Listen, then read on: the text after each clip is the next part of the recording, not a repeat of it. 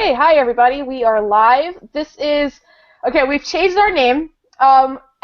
If you've never seen us before, we were Divine Reflections, the Wicked and the Divine centric podcast sponsored by Geeked Out Nation. We've changed our name to something much better and maybe less catchy, but a lot more fun. Our new name is Lucifer Died for Our Podcast, which the whole title, Lucifer Died for Our Podcast, the podcast formerly known as Divine Reflections, which I got a kick out of because Prince and Nana, it all matches up. But yeah, so if you've never watched us before, we are a 1 hour or so podcast sponsored by Geeked Out Nation, and we talk about the latest issue of our favorite ongoing series, The Wicked and the Divine. So this is the issue we're covering this week. Just came out on Wednesday. It's issue 7. And there's a lot to say, but first let's introduce ourselves a little bit. I am Jess Camacho. I am the comic editor for Geeked Out Nation, and I'm also a contributor at Multiversity Comics. Been reading Wicked since it started, and instantly fell in love with it. Laura is still my favorite character of the book, she's awesome. I mean, she's like a regular person, and I always feel like I'm more of a positive fan of anything I like. Of course, not everything's perfect, but I'm more of a positive fan. I have fun with what I like, and I think Laura's kind of that, so she's my favorite. And I'm joined this week by 2 of my regular co-hosts. Jadobi's not with us tonight, but he may be joining later. So if you hear like another voice going on, that's him joining. Do you guys want to introduce yourselves real quick? Yeah. I'm Logan. I'm the comics editor at SoundOnSide.org. I also review comics for Geeked Out Nation. And I've been a fan of Wicked ever since I saw the preview art at Image Expo last year. And I actually wrote a senior level thesis on the Wicked and Divine and Paradise Lost and the relationship between comics and poetry. So, big fan of it. It's one of my favorite. I voted it my favorite comic of the year. On my side, I actually voted the best comic of 2014. So yeah, love the book, love this podcast. Now, are you ever going to, I don't know if you have, because I have read it, but are you ever going to put your paper on a website or something? Because I think people would get a kick out of that comparison.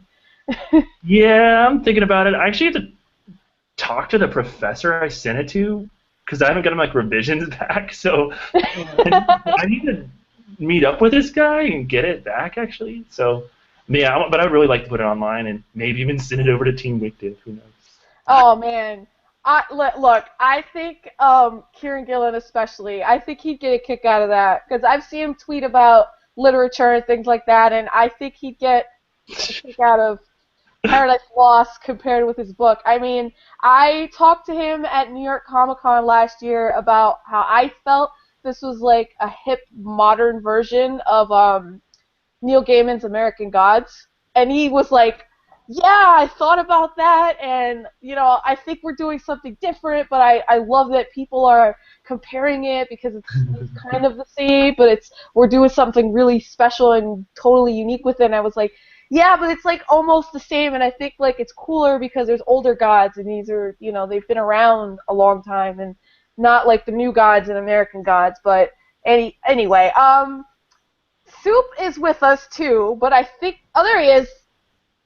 Hi, Soup. I am Soup Owens Fowler. I write for Geeked Out Nation. I absolutely adore the Wicked and Divine, but there is only one more goth than me, and that is Baphomet. He's awesome, and I'm very happy that this comic book has inspired me enough to be very dramatic today. But I love this show. I love this book. I love talking about it. I'm here to help you guys get through it. I'm here to figure it out myself. I think that this is our generation's Sandman, and it should be celebrated as such. I'm glad to be here. All right, so a lot happened in this issue. I think what we'll do is we'll do what we did last time, and, before we get into spoilers, give it a little bit of a review, talk about if we liked it, if we didn't like it, because, well, I say if we didn't like it because I saw some reviews that referred to it as filler and more of a bridge to something more, but it was said in a derogatory way, And I know that we're big fans of the series, but I also think that we're capable of having an actual critical opinion. So I like to hear what you guys thought about the issue as a single comic book. Like, what did you think worked for it? What didn't work for it? And then we'll go into a deeper analysis. Well, my review for the issue went up on the site today, geekedoutnation.com. Check it out.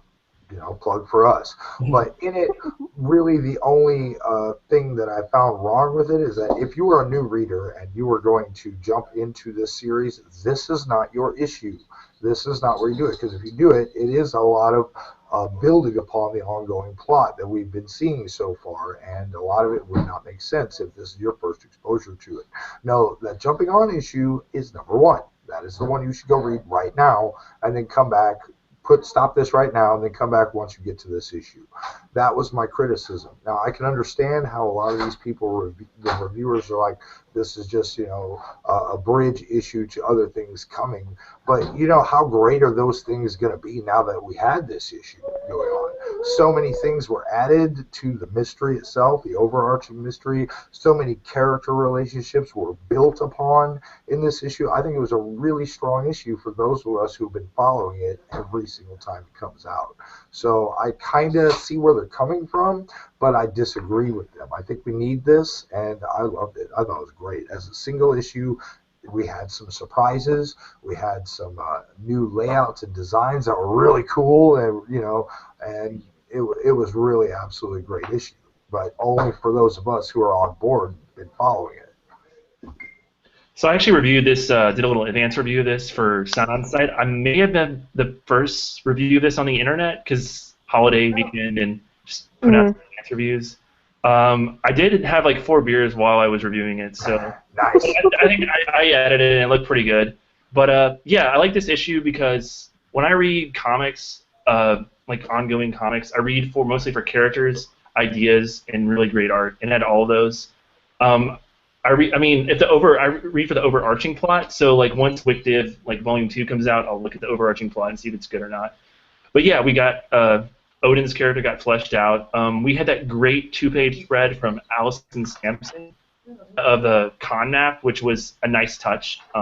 Because this issue is all about fandom. I actually titled my review Comic-Con Meets Coachella.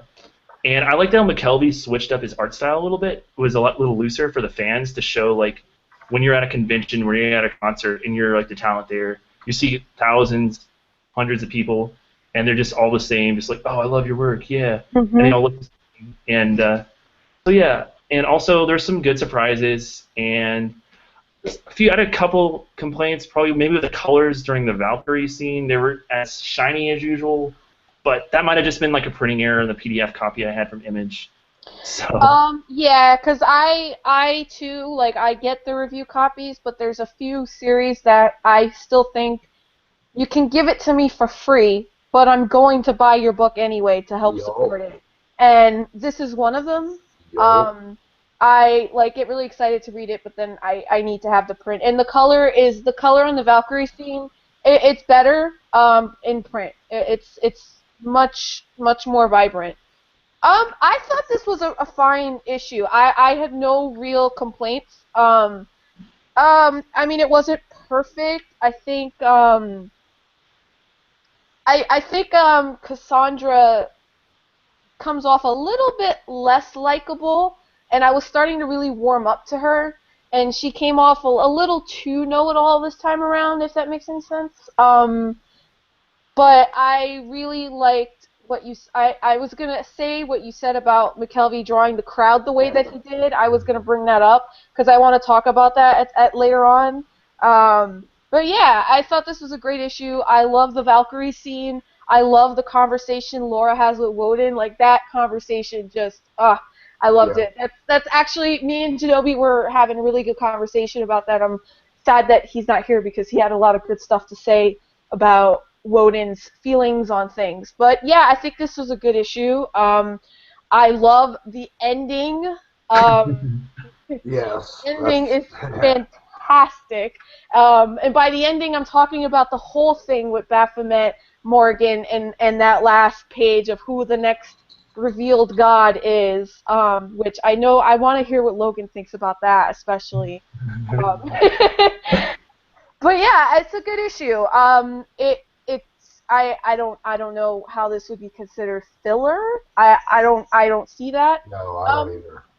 Yeah, so It's just weak criticism. I mean, a filler issue is really strange to me because even if you're gonna call something a filler, but I think when you even say that, it's a weird thing to add into a series because it's in any long series. There's always something that's like a one shot that's meant as a bridge, and that to me is not a filler. That's part of the storytelling. Right.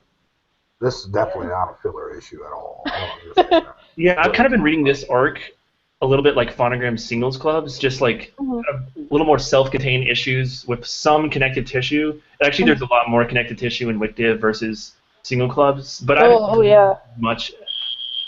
This is fucking fire drill right now. You know what Wow! my computer is really charged. I'm gonna take this outside, yo. I'm just gonna like. Oh, right. Awesome. Okay, you can mute me. This is very rock and roll. This is nice. Yes. I'm gonna take this. Yeah. Somebody is messing with you because you're talking smack on them. This is very rock and roll, guys. This is serious. Right. Sorry I about love this show. Yeah. This is so awesome. Like. Hey, that sounds like some of the music I listen to. I have muted Logan for right now, because there's a fire drill going on behind him. But so let's just jump in. I mean, we got a late start, but I don't want to go too far into the night. I mean, we could talk about this all night, but so I actually saw this book split into certain moments, which is, I don't know if that was intentional. I'm gonna say it was, but I thought this was very split in certain sections. Like there's the first section that focuses on Laura and her experience at the convention. Yes. Then there's the section that focuses. Yeah. Then there's the section of this that focuses on Woden, which is a pretty significant chunk of the book because there's like two subsections to his whole thing, and then there's the ending with Baphomet and the Morrigan. So let's start. I mean, let's go in order. I mean, let's talk about how the book opens up. Laura is at the Fancy-On in London, and Logan's comparison of Coachella meets Comic-Con is spot on. Yeah. In my review, I kind of likened it more to like Dragon Con because they have that combination of between music and fandom, but that's exactly what was going on in this book. You guys touched upon how McKelvey's art this time was a little bit looser as far as the crowds go, and that was so well done and clever how intentional that was, because you got to imagine they've been to these things too. How many times have they're like just that's probably where he got the idea and the image of it is just he's moving through the crowd and it's just a blur until somebody taps him on the shoulder that he knows that they crystallize into existence at that moment, and that was fantastic. The map of the event that Laura has is so wonderful, and I love the map. I love it too so much. It just not only did it detail her tracking and exactly what she was thinking at each individual spot, but it counted out how many times, or the exact point she lost interest in giving autographs. Like, I was right here. This is when I would have a little cry. That was awesome. That was so wonderful. And even the detail that they put into it, like the structure of the building and the where the events are and the panels and the concerts, that took a lot of thought, and that really should be like talked about. How wonderful they are at this. And I've seen this kind of stuff before, like Uncanny or Young Avengers, when he did things like that. Love it. It just gives so much personality to the book. Yeah, I really like the map and the way Laura was written at the convention, because I think like this could have easily bordered on, well, you're being ungrateful. But it didn't. It really made you understand and sympathize a bit with how it's. I mean, imagine you're at like a San Diego Comic-Con or a New York Comic-Con, and you're walking down a hallway, and you don't see yourself as famous, but Right. these people buying your book or something are like, you're the greatest thing ever. I need They your burst into autograph. tears in front of you, and you're like, I'm just trying to take a pee, man. Yeah, I mean, look, I think, and that's kind of why I really dug this opening part with her at the convention, because when she walks outside, if she's in her neighborhood, if she's going to her regular spots, no one thinks of her as famous. I mean, most people don't see that. And it's like, it's kind of them speaking about their own lives as comic creators. They go down the street, nobody is going to be like, oh, TMZ, that's not going to happen. They're not that level of fame. But if you go to a convention, Kieran Gillen and Jamie McKelvey walk down the hallway, and I walk by them, I'm going to stop them and be like, I love you guys. Yes. And you will be the 700th person to do that to them that day. Yeah. It's understandable, and it's kind of funny how they phrase it, because they're like, oh, I'm not signing anymore. And, and then she's like, and how she comments on the fact that they had signing times for both days. It's just like, nothing about this is strange. Yeah. And it kind of puts you in that situation that the creators find themselves in at these kinds of conventions. They do become rock stars when they go to these things. They are. I mean, that's just what it is. And there's nothing wrong with it. It's just that they're commenting on how insane it is.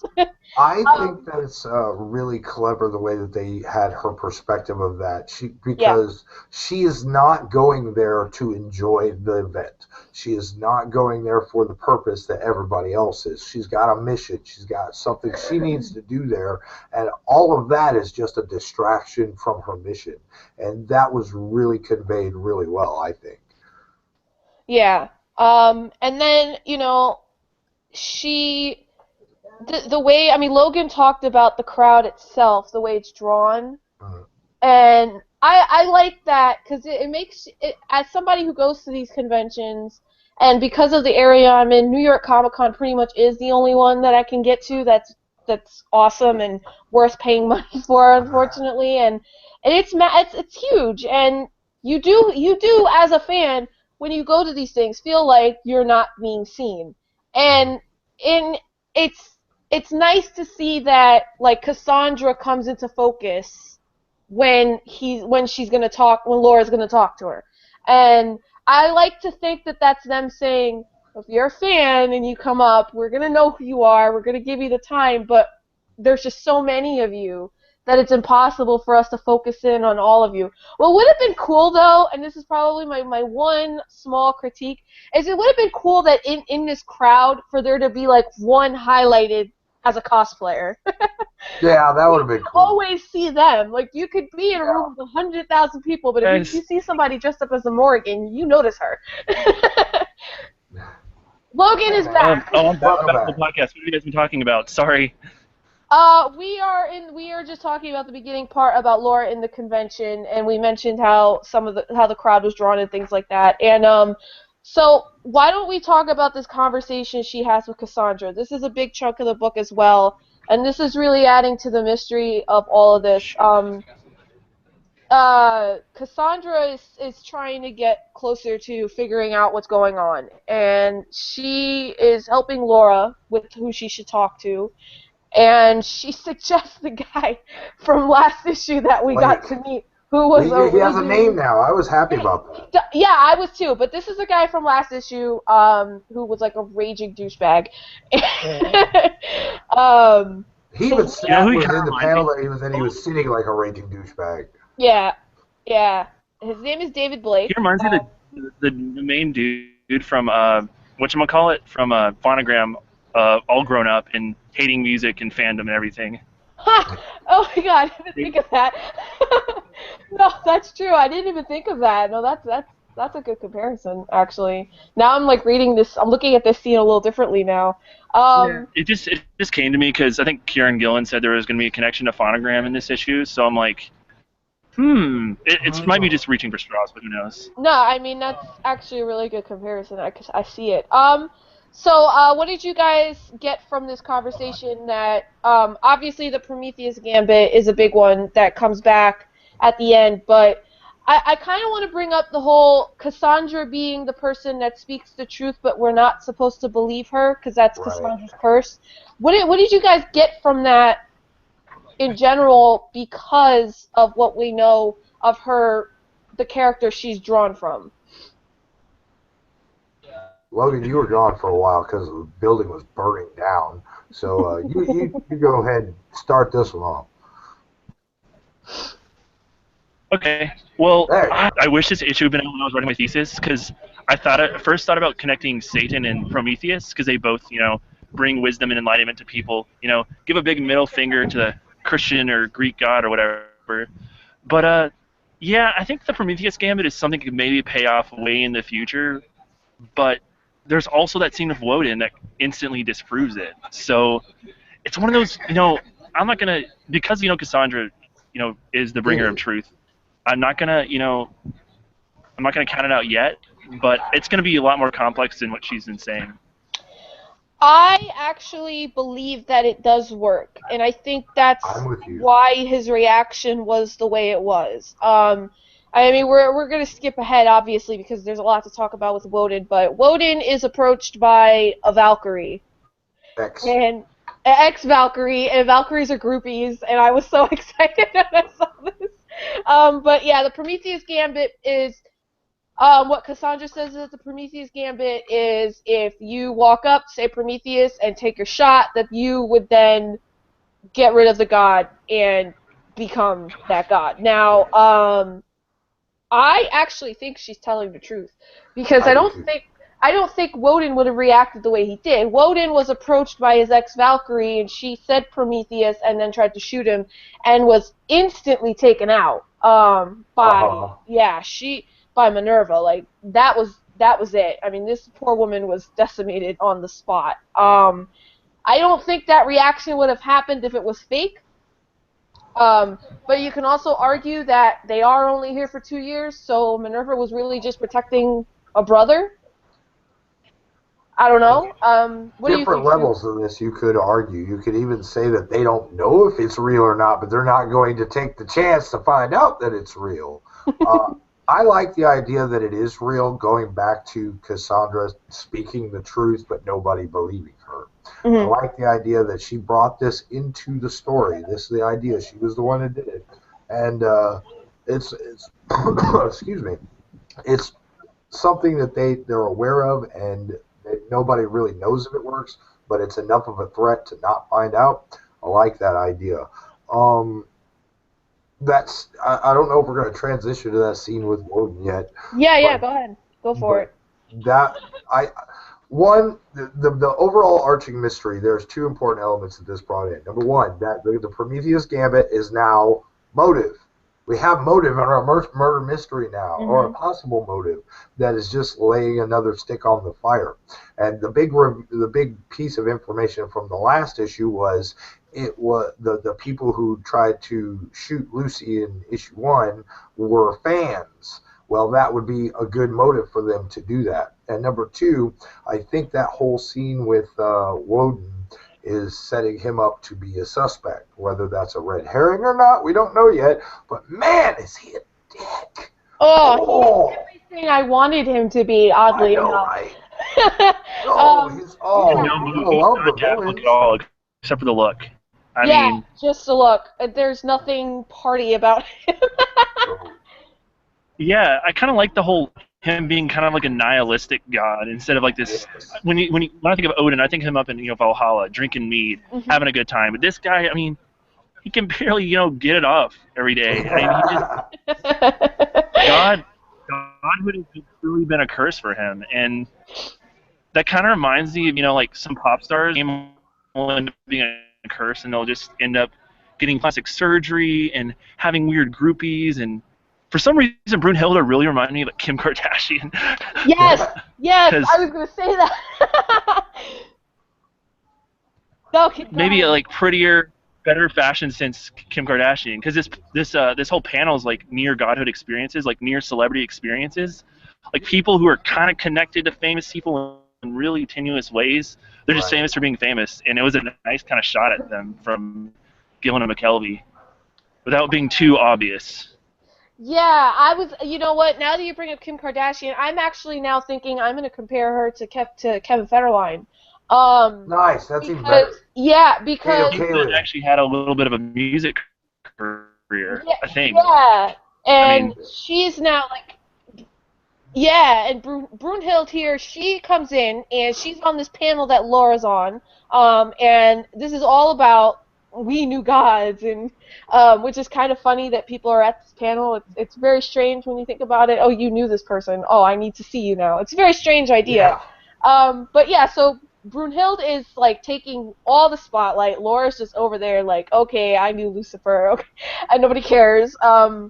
But she's just going off. She's telling all these stories about Woden, and she's a Valkyrie, and she was, and she's talking about her experience as a Valkyrie, and I kind of adore that the Valkyries here are groupies for Woden. Like, Yeah. I mean, because I didn't think about the Valkyries at all when Woden was even mentioned. I said he's Right. probably just going to be in this, and we're not going to get that deep into that world. But we did. We have Valkyries, and they're groupies, and That's their sole purpose. They were picked because they're hot. He's got a type. yeah, he's got a type. He brings her a costume, but then he shoves it in her face and destroys it, and So he lays precious. it. Yeah, he is horrible. Woden is not nice. Woden No. is no Woden. If you watched the last episode, we were really excited to see Woden because we imagined some crazy like like crazy Norway rave, and that's not what we got. No. well, another character will probably bring that kind of party, that actual Yes. kind of party. Yeah, well, we're gonna get to that because that's exciting. But he's not like that. He is not. He does not bask in the glory of being a god. He doesn't. He's not. He doesn't have fun with it. Where Lucy was kind of like, Yeah. yeah, I have these powers and I am a rock star and this is my life. He's just kind of like, I need these women around me. I'm gonna do what I'm gonna do, but don't get it twisted that I like you because I don't. And Right. that's the conversation. That takes us into the conversation that he has with Laura. She wants to know about more stuff about Lucy, and it goes into this whole thing about how he's kind of disrespecting Laura because she's not 5'8" and Asian. Yeah, I mean, this is where we really get a grasp of who he is, and I actually thought it was a bit refreshing that he was like this, because I've gotten me personally, I have taken away that these people, these gods, generally enjoy their station in the world. They kind of appreciate that they're gods. They know the power that they have, but he's brutally honest about what he is, Yes. and the people he surrounds himself with. And it makes him complex because then you start to wonder about why he's even bothering to surround himself with these people. He Well, doesn't care about the Valkyries. He doesn't care about He doesn't care about them in the sense that you would care about somebody you're sleeping with on a regular basis. They are just there to surround him and be pretty. I know. What did you guys think about all of that? I think that there's one element to him that I hope they get into, but it was revealed during that conversation, and that Woden messed up at one point. He tried something and it failed. It Mm-hmm. failed miserably, and that is why he looks the way he does as far as his attire goes. What does he look like under there? What did he do? And that kind of made me think about when we saw Lucy and she was escaping from prison. Oh man, she had these powers. She cut a hole out of the jail, walked right through it, was flipping people out. And it kind of made me think that if you got these powers, you automatically know how to use them, or at least in a way that you can make it happen. But they restrain themselves because they don't want to get head exploding. But here is the idea that he didn't have full control over his godhood, and he tried to do something, and it messed up and backfired him so badly it ruined him. And I think a lot of his personality goes back to that. And now, he had a moment. It's like, I ain't got time for that. Ain't nobody got time for that. So Yeah. he's trying to use the rest of his power, his existence in his 2 years to, just go for what he's going through carefully because he made that mistake. I want to know what happened there.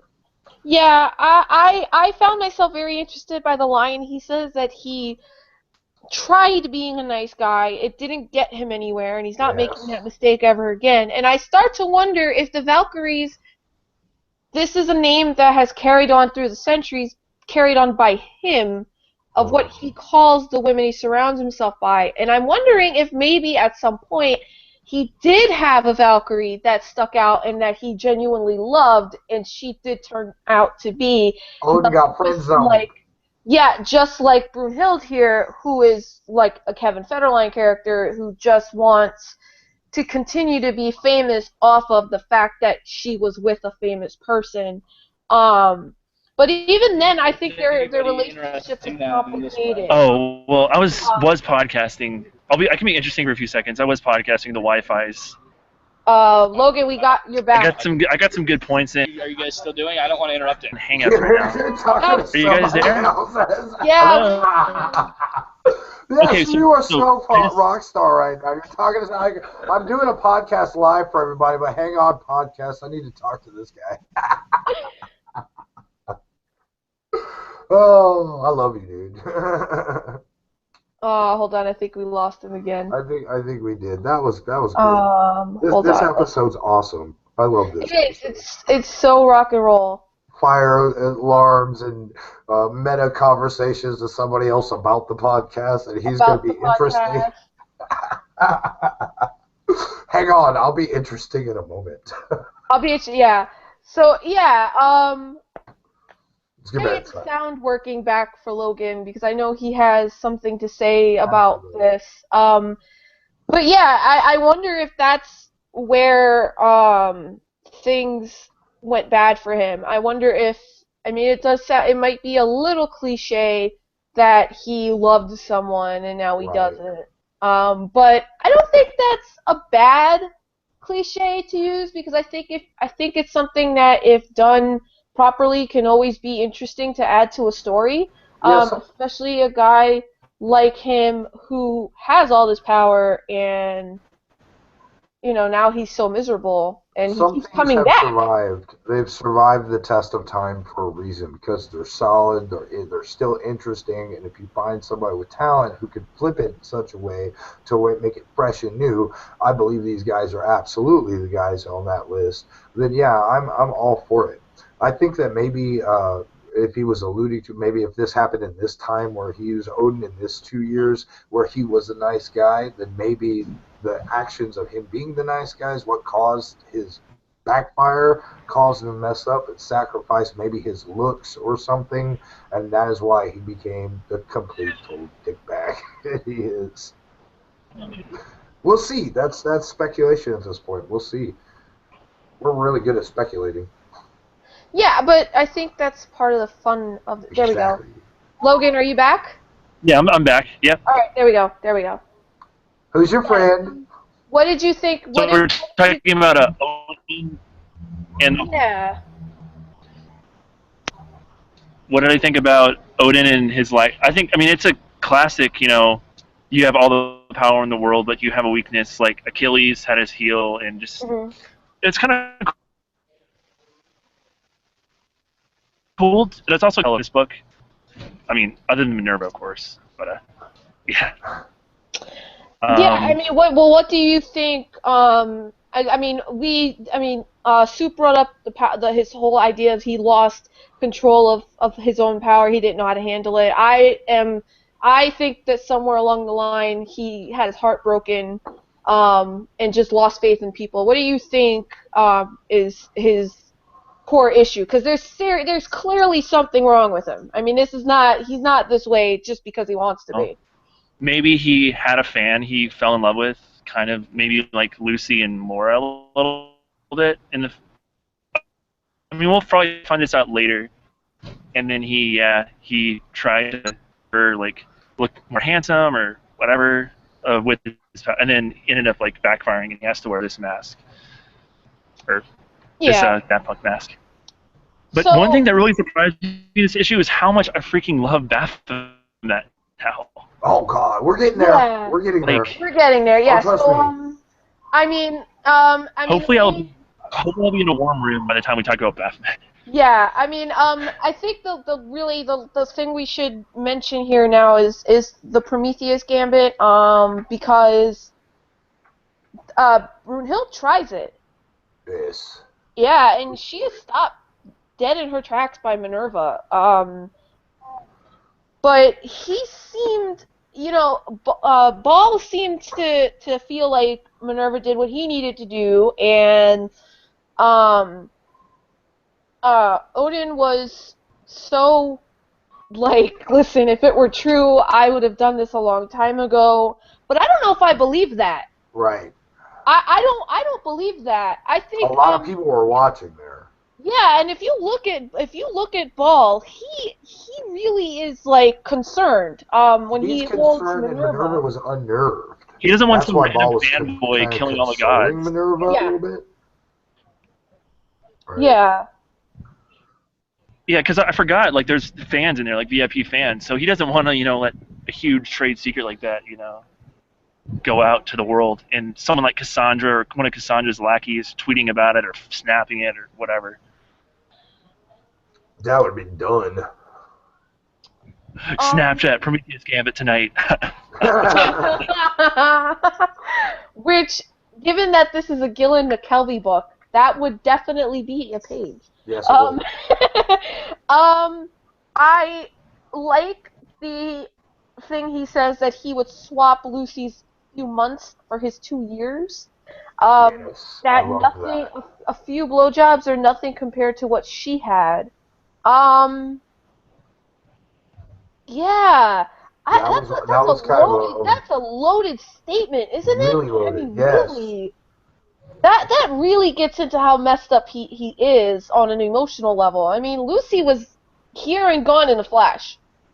The only one that I think will have any lasting effect on Lucy being here is Laura. right. People are into their fandom right now, yeah, whatever. But fandom dies, at least when it comes to celebrities. That dies real fast in many, many cases. More Or often Lucy than not. could be like the Kurt Cobain of this universe, and people could be wearing her suicide note on their shirts and stuff. Who knows? Oh my god. Lucifer died for our sins.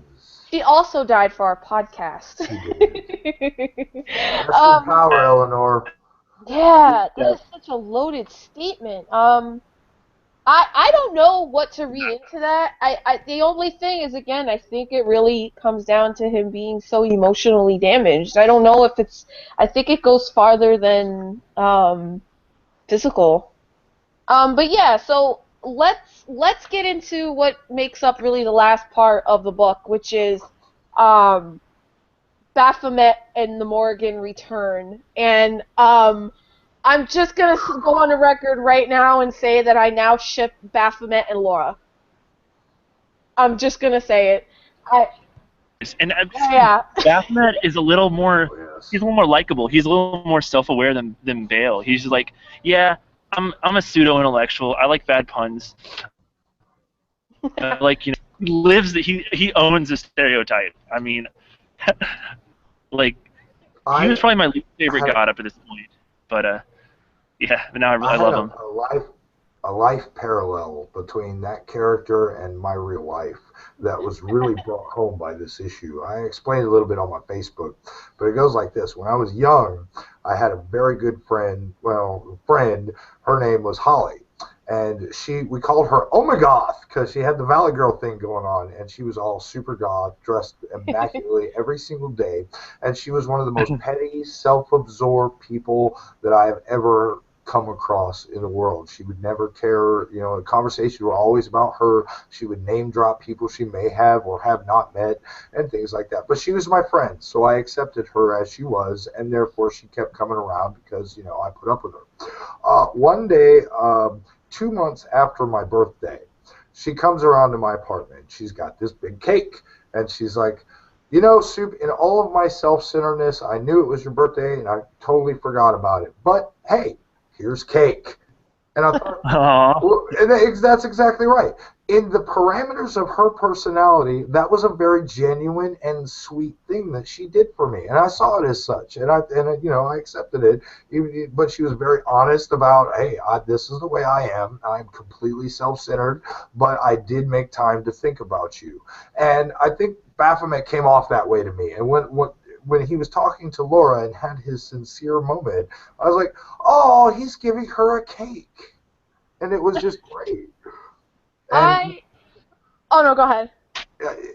he's becoming definitely. Lucy's gone. She was my favorite. I loved her more than life itself, but she's gone. So I think he's filling the void there as my number 2, because Laura is still my favorite because she is us. But there is none more off. Yeah, I laughed so hard when Morgan was singing "I'm Not Okay," and I just started cranking that song while I was reviewing. Yes. Maybe doing a little tipsy karaoke of my own. I love My Chemical Romance. I was like, this is the greatest moment in a comic book ever. Yeah, it's a really good scene because he really brings her down there to talk. Literally and figuratively. Like to him, not to the Morgan. Like, he brings her there because he wanted to talk to her. Right. It wasn't, she gets there and it's like it's the funniest scene ever. And she's just like, karaoke.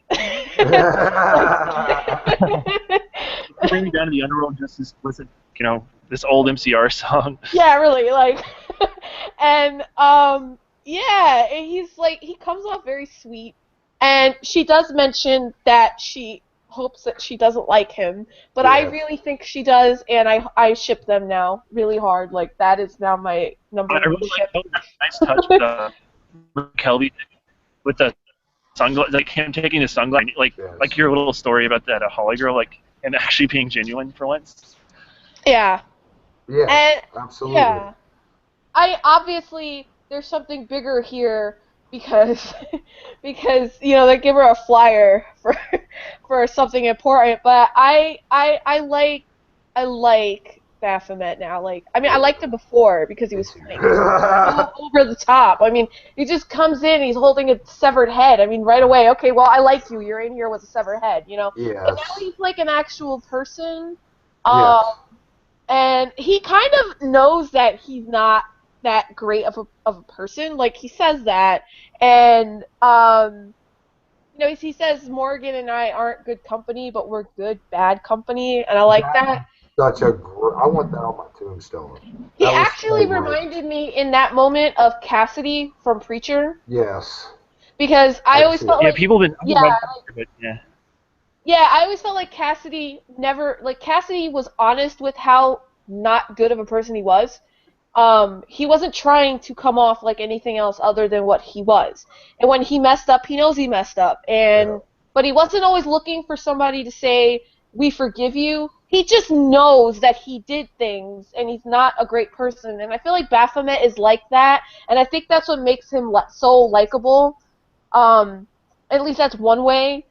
I like people who are honest, even if they don't do good things. Right. It just makes them, I don't know, as a character in a fictional story, it makes them more interesting and more relatable.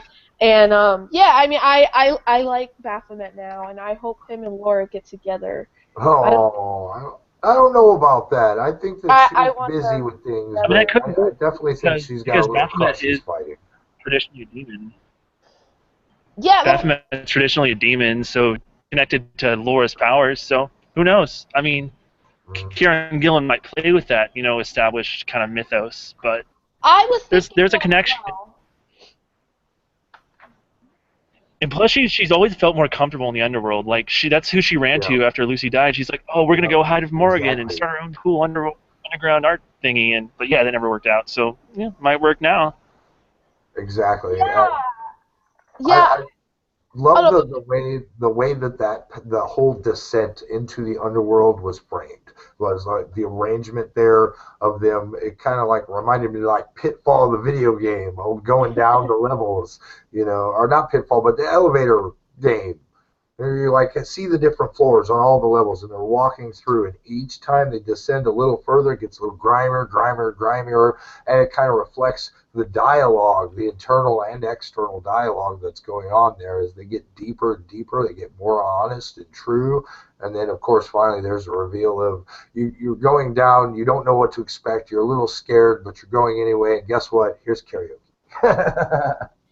That's wonderful, and that's become my favorite scene of the whole issue was that whole Baphomet Morgan Laura exchange. That was the one that really made me smile.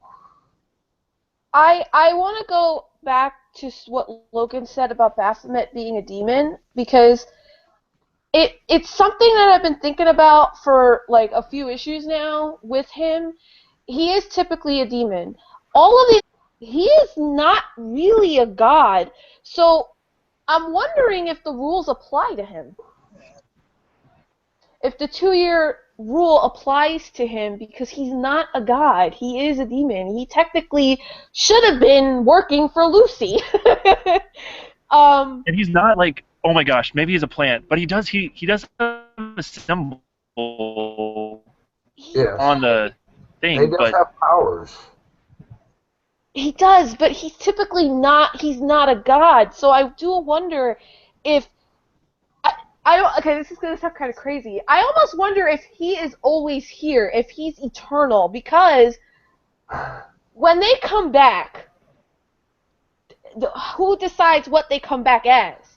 Is Ananke always here? Maybe he's always here, and he kind of gives them the plan of what they're gonna do, what they're gonna come back as. So this time around, for whatever reasons, he decided that being in this position of power with fame and everything, and with the youth, that would be the best place for them to come back, because maybe that is the most influential thing the gods could do, is having a hold on the youth. Yes. And I'm wondering if maybe that's his role in all this, because I don't know, it's just kind of hard that there's a pattern with who the gods are, and then there's him, and he kind of breaks that pattern, which of course goes with his character, because this is who he is. It goes with him, but I'm wondering if there's something more to that. I mean, I'm just throwing it out there. I'm probably so off, but I think it's where, I don't know, I think I'm going to go with that for a while and see what happens, because he just, it's who he's derived from. It would be kind of interesting it would make sense for him to kind of be the eternal guy who's always here, and because I don't know, he just comes. Isn't that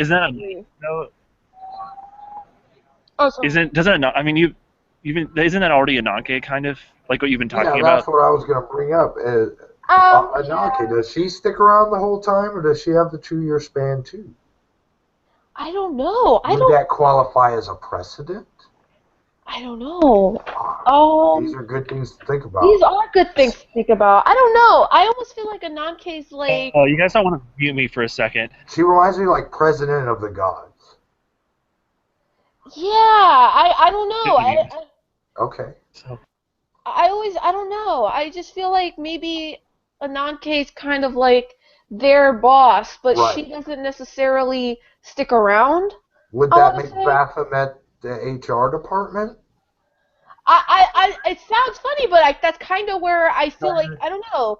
I just, he doesn't match everything else, and it just is kind of like, so then what's his purpose? What is he here for? And I don't know. It's just, I don't know. But I kind of like the idea that since he is a demon, he's always here. Because if you think of demons, they're typically evil, and evil doesn't really disappear. So it makes sense for him to still be here, and not have Lucifer always be here, because Lucifer, of course, is the boss of all the evil. If we're going to go with what all of this means, then she would be the boss of the evil. So of course she wouldn't need to be here all the time, but possibly send an agent of hers to be here all the time. See, we didn't really get a whole lot of what happened before Laura was introduced into the story.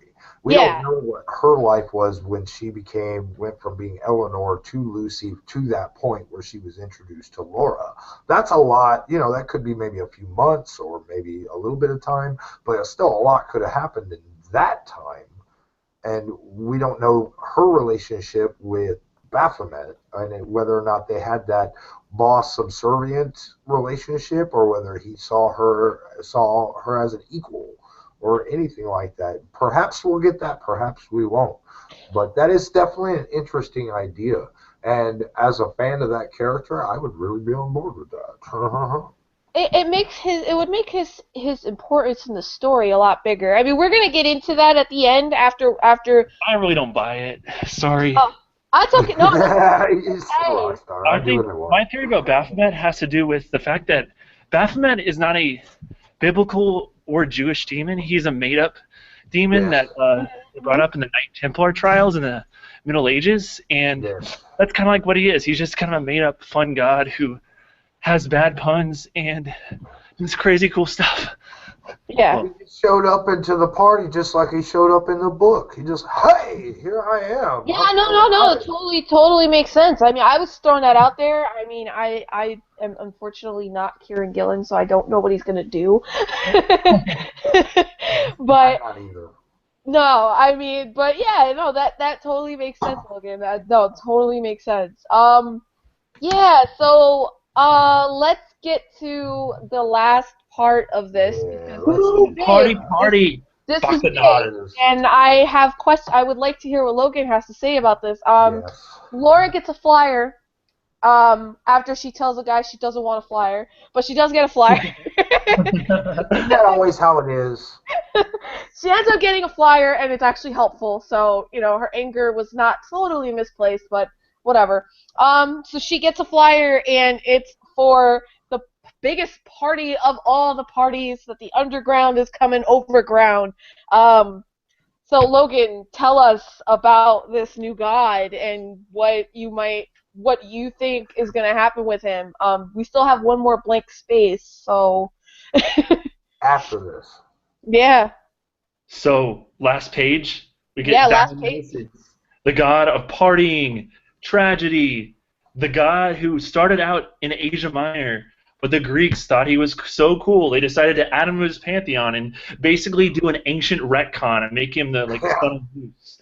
So, yeah, so the whole underground going overground makes sense, because if you read about the original theaters, they would sacrifice a victim, not human, maybe human, we don't know. You know, those are the archaeology people. They would sacrifice a victim before the play, and then they would do this great play, sadness, whatever. At the end, you would maybe feel a little better about yourself in the world, maybe. But yeah, I like Dionysus a lot as a god, because he's a force of chaos and versus the order of Apollo, and he can mean so many different things. He can just be, great partier, great hedonist, but he can also be, kind of a victim, because he was sacrificed. And there's so much potential with him in the story. So, what do you guys think about Dionysus? Sorry about the mythology blabbering. No, I love it. No, you can give that to any. I mean, you could do that with any of the characters. And he has a super cool design, and the email list actually works. Yeah, that was the other thing I wanted to mention. Logan actually went to it. It's a real site. Nice. Of course it is. Of course it is. I really hope this turns into an actual party. I would love for them to say, "Hey, guess what? Next big con, we're just gonna have a giant flippin' party, and you have to come dressed up as a god." Bacchanalia. I just love that word in general. Just saying. Yeah. You have to show up as a god, and you can party with us, and it'll be like real Pantheon. I'd be really into that. That should happen. But yeah, I don't know. I was not expecting the party god at all. No, I wasn't either. Yeah, when But I it saw makes the sense. flyer, It makes sense if they're trying to transition ancient gods into the modern world. What is one of the strongest force of nature in the youth culture today? Teenagers party. It's like the island of Ibiza in a character. He's totally going to be the EDM god, the EDM raver god. He reminds me a lot of British pop singer Charlie XCX. She started out doing these underground warehouse raves, and now she has a song in The Fault in Our Stars, and did a song of Iggy Azalea. So it's kind of like this, but maybe better, because he's Dionysus. The endless weekend. Let's make it last forever. It's like that is such a like teenage flyer slogan. It's like, hey, come party with us. We're gonna party till like midnight, and then you go home and you won't get in trouble. But you know. He is instantly suspect. Yeah, I wonder what his part in this is, because it's like. I instantly suspect him because the inclusion of him, we kind of like tapped into that god power, and we see that flyer, and we're like, oh my god, yes, they're bringing in Dionysus. This is cool. This is. Oh, wait a second. Yeah, I mean, I'm not surprised that it's a party god, but I just don't know what happens now. I mean, Laura's gonna go to this party. Yeah, she has to. I mean, the next issue, the cover is of Dionysus, and so obviously we're going to get to know him and what he's gonna do in this story, at least a little bit of it. I know. I'm wondering how much of his mythological backstory they're gonna keep in there. Like, maybe he was ripped to pieces in an underground rave and came back as a party god, like in the mythology. Oh, that'd be awesome. It'd be cool. Show him at this like dark rave. And he's gonna have groupies. They're gonna be the main ads. They're gonna like rip him to pieces, but then he comes back. Everyone's like, because pretty much Dionysus is like ancient Greek Jesus. Yeah. Like, yeah. Sorry, people with religious sensibilities who are listening to this podcast, but Dionysus did it way before Jesus. I'm just saying. Like, yeah. Sorry. I mean, read your mythology. I mean, but yeah, next issue, I'm hoping for just McKelvey just to, like, you remember that party issue in Young Avengers? Yes. I want that, but just yes. up to 11, pretty much. Image style.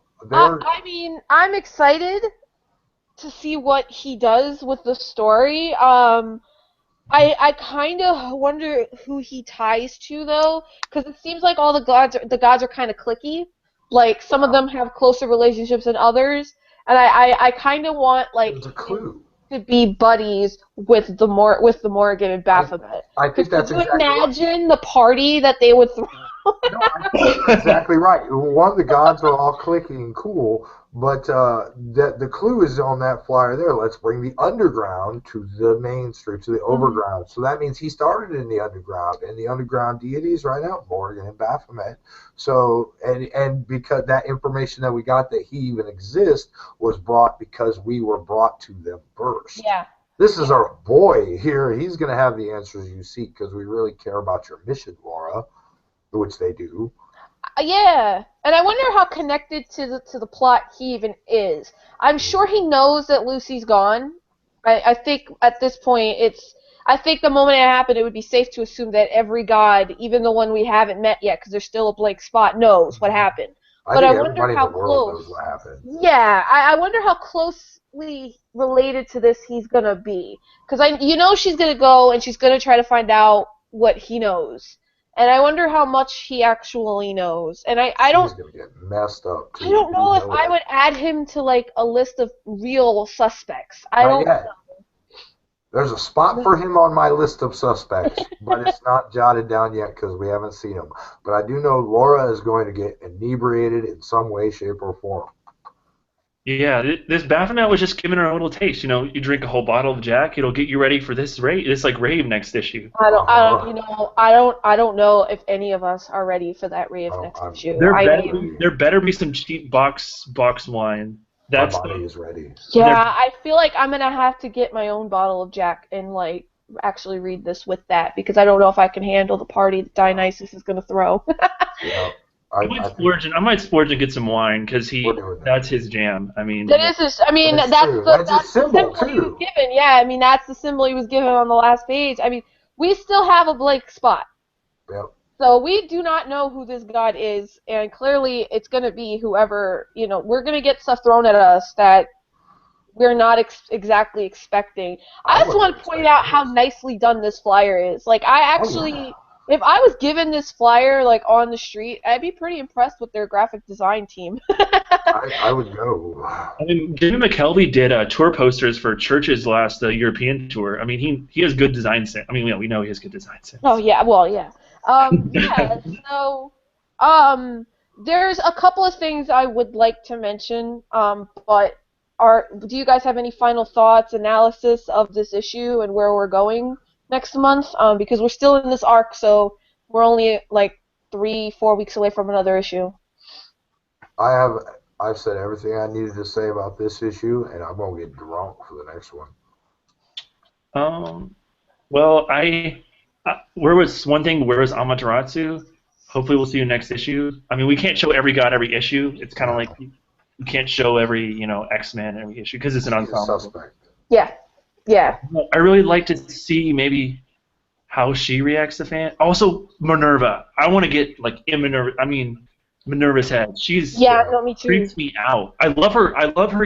Gerard Way, Black Parade get up and her cool. I want her glasses. I like her fashion, but is she gonna be more? She just looks like a typical child star now from what we've heard. But I want to see what her deal is, and she could be the killer. Who knows? Isn't Minerva a boy? What? In this, a male child? Oh my God! Did I actually? I just assumed that female, but actually in Matt Fraction's Odyssey, one of the few male characters is Minerva or Athena. Yeah. Well, let me see. I think it's a male. I think Minerva here is a male. I think Minerva's a male here. We haven't seen a lot of Minerva at all. So, according the panel that Minerva's in, looks like a male to me. That looks like a male. Just based on the body language and the type, it's very, very slender. There are no curves on that body whatsoever. But remember, she is 12 years old. Right. Yeah, that's true. So I mean, it looks like a male to me. I don't know. We may have to look at that, look that up, because for whatever reason I cannot remember if Minerva's a male or a female. I believe it was from the mythology, but I don't know. It could be because Lucy was female, and yeah. So they gender flip both of them. That would be. I mean, it's fine. Yeah. I would like to get to know Minerva a bit more too. Which we probably will, because we got our. Because that's why I like these issues. They're not filler. They're giving us insights into these characters and setting it up for big things. I think people dismissing it as filler are just not paying attention, and that's gonna bite you. So I want to bring up now we've mentioned like this episode alone how we want to know more about certain characters. At the Image Expo, which was maybe 2 weeks ago now, maybe more, Kieran Gillen and Jamie McKelvey made some announcements. Kieran Gillen is going to be writing a brand new Image series called The Ludocrats, and he and Jamie McKelvey will be bringing back Phonogram. That's coming back for a third and final volume, which is exciting. Because it's going to be in the 80s, which is my favorite musical time period. New wave. Yeah. Yes. So with that announcement. Yes, I love it. This is actually relevant, listeners. So with that announcement, it was also revealed that because of Phonogram coming back, Jamie McKelvey is going to be taking off a few months from The Wicked and the Divine. But that doesn't mean that the book is not happening. The book is still happening. It's just that the third arc of the series, which we're not too far away from actually, will be all fill-in artists. And each issue is going to look at a separate god. I am actually very excited about this because the first thing I took away from that was that means that something. This might be wrapped up, at least the murder of Lucy, or like most of it at least, will be revealed to us by the end of this arc, which I think is exciting. But I kind of want to know if we assume this is let's assume it's a 5-issue arc, because I think how many issues is Phonogram going to be? 6 to 8 probably. Yeah. To finish it up. McKelvey's a pretty timely artist. I mean, he's definitely no Frank Quitely or John Cassidy. He gets stuff done. on time. Yeah. So if we assume the third arc is 4 or 5 issues, we're gonna get a lot of insight into these characters. What do you want? I mean, who would you like to see kind of get their own issue, or what do you want to see the arc actually do? Because this is kind of a big deal. I mean, I don't remember a series doing this at such a height of popularity. I think this book has become very popular. Monogram Singles Club did this, not with the artists, but with the individual stories. Mm-hmm. I'm not gonna say who I want for an issue to have their own solo issues, because I want just about everybody to have their own solo issues, so that's not gonna help us. What I'd like to see from the arc would be have maybe the Who revealed at the end of this arc, and then a break, and the Why not revealed for a while, and then use the third arc with the fill-in artist to focus on each character that shows a little bit of backstory history with them, like maybe what happened to them from the point that they became gods to the point where they entered into the story, and how that would be relevant. Like, okay, how about this?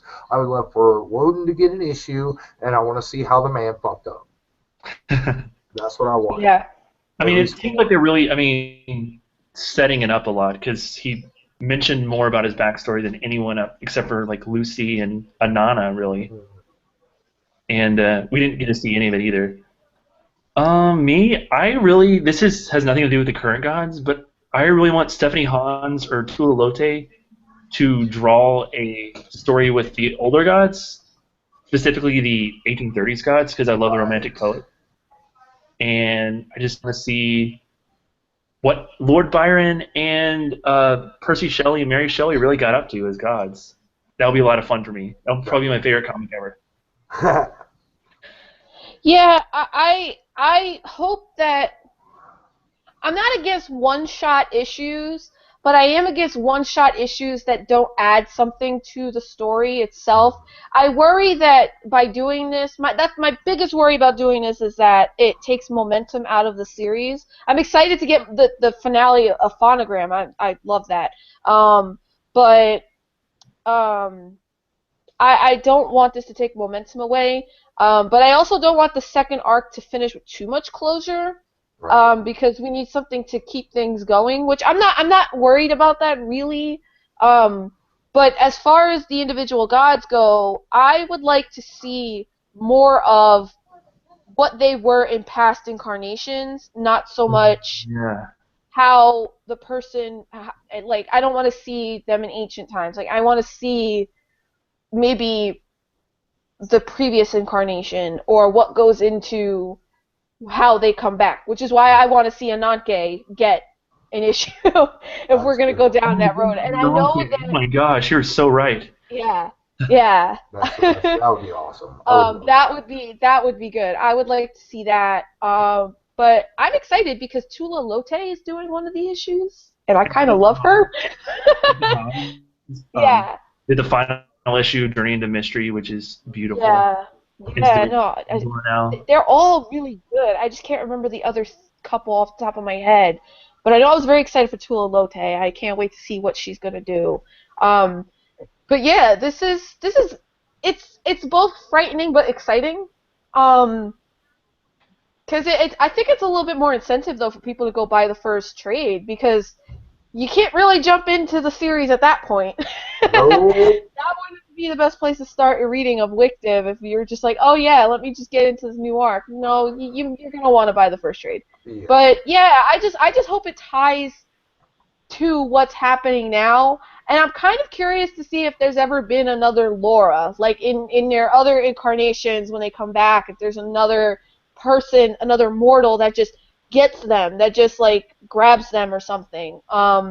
Yeah. That would be interesting. Oh my God! I just had a crazy epiphany about Laura. What? Okay, so I was thinking today. I was just talking to my friend about Wictive and stuff. I'm like, it would be so cool if we went to the Renaissance, and there is a Renaissance poet named Petrarch who wrote sonnets, and his muse's name was Laura. So. Oh. Maybe. I mean, I don't know if her name is Petrarch at all, but I mean, they could have like a Muse type figure over the years from the original Muses and maybe even before then. And I don't know. Would this No, then be the story of Laura was Lucy's muse, and that was her official position that we never even got a chance to know because Lucy was cut short? That would be interesting. I want to say Petrarch died real young, but I mean, it was the Middle Ages, Renaissance, so pretty much everyone did. But yeah, that's kind of my random theory that just came to me. No, that's not a bad theory. Not really at all. No, I didn't even think of that.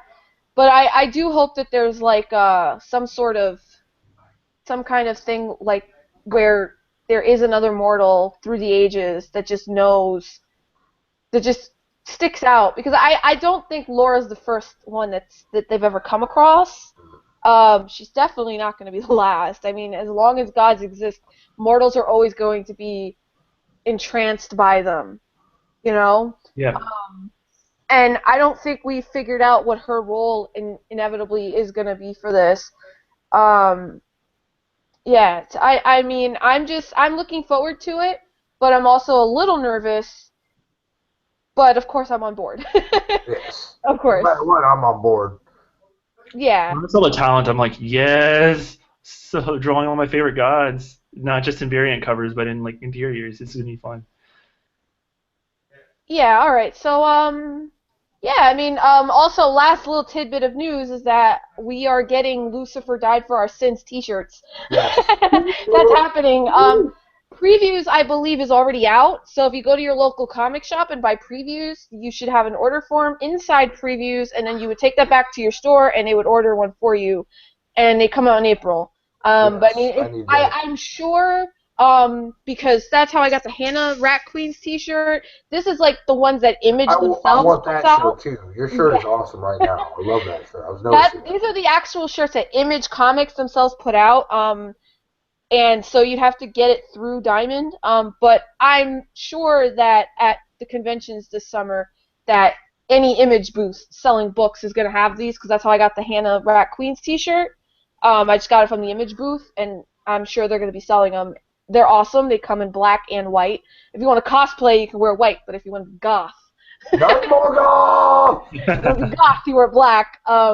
And I'm actually hoping that we all get one so we can all wear them on the podcast together. I'm definitely gonna get one. So I could call my store. There's a store in my area. It's really far away, but I could call my store and get them to get one for me. Maybe, I don't know. You better. Yeah. I wish I could just order it online, but whatever. It's official.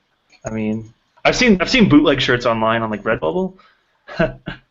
Yeah, no, the bootleg shirts are not good. I mean, plus the creators get nothing from that. You always want to support the creators, but yeah, I mean, those shirts are cool. I almost like can't believe they're actually coming out, but they are, and I'm really excited about that. I've had a lot of experience through my life wearing shirts that made people offended, so... Yeah, that's the thing. I am a little worried about wearing this shirt in certain crowds. Obviously, I'll wear it to conventions, but I am a little worried because I don't want somebody to get really, really angry at me. Yeah. And I'm like, no, it's a comic book. Lucy is Lucifer, and she's like David Bowie, so it's okay. She's a pop star. And she even dies. Her head gets exploded. Spoiler alert. Spoiler alert at the end of the episode, right? Yeah, so that I think wraps everything up. You know, this was a great issue, and obviously a lot happened, so take that, people who called it a filler. No, really. Really, a lot happened. Just listen to our podcast. And it's a really weird podcast. Yeah, it was very rock and roll. I think really it was very rock and roll. Thank you, Logan. You really made that one awesome for me. And tell your friend who you have to be interesting for later that we say what's up. What? Oh, you guys got that was on air? That was on air, buddy.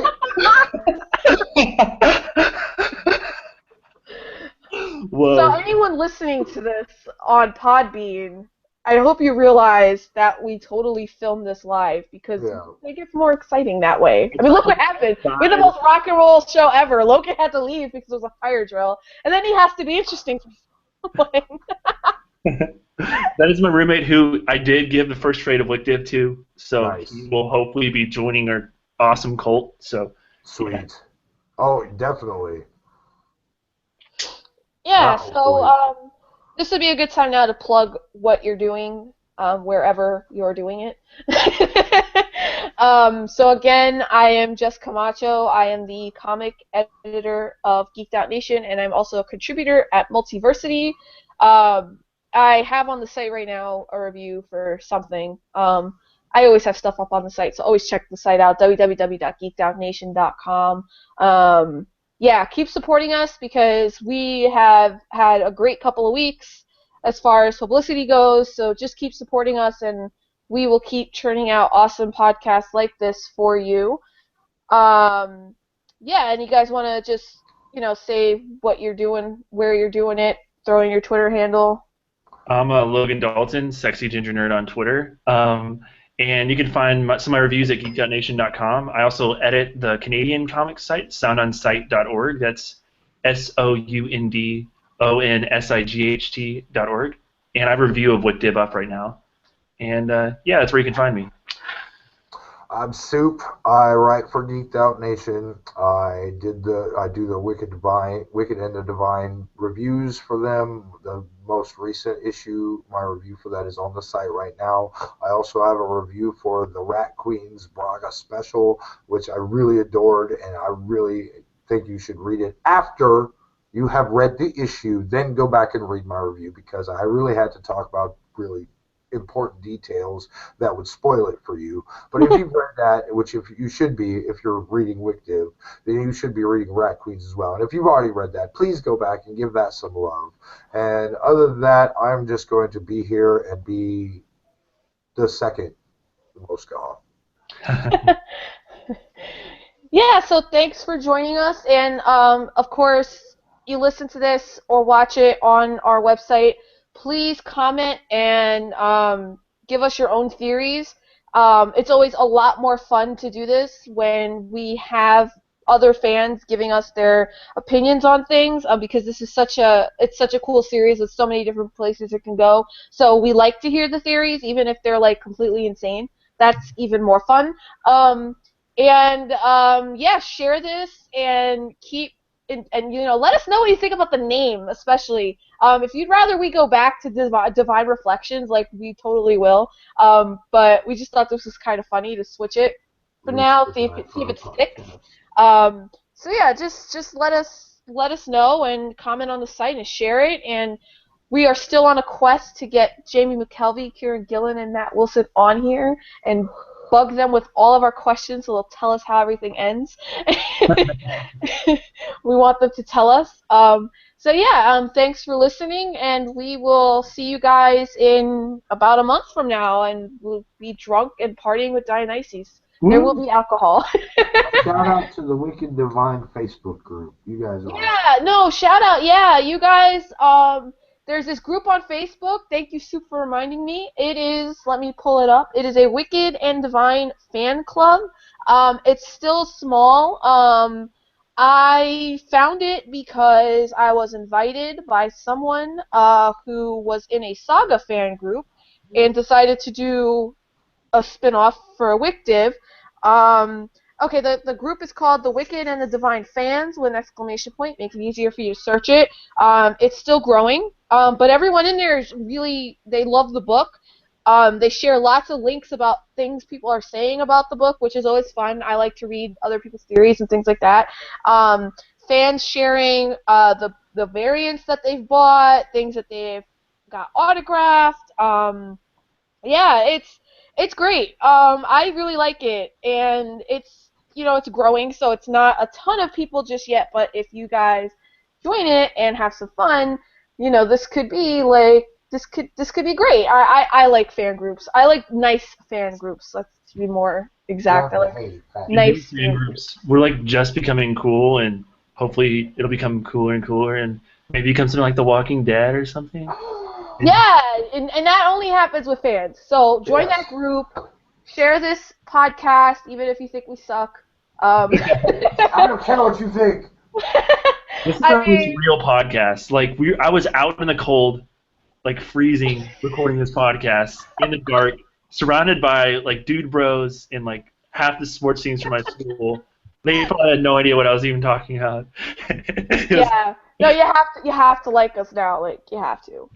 Absolutely have to. And yeah, I mean, we're one of the more laid back kind of crazy podcasts, but that's okay. We obviously have fun, and we hope you have fun listening or watching us, and yeah, you know, just keep supporting us and let us know what you think, and let us know what you think of the book, and we'll read some stuff on air, even if it's like totally insane and like super long. Like, we will read it. I will read it. I promise you that. And your last name will be from the internet. Yes, we. You know, we read your stuff on here. You get internet famous. You never know. So yes, keep following the website, follow everyone's work, share the podcast, and basically keep being awesome rock stars. See ya. Bye.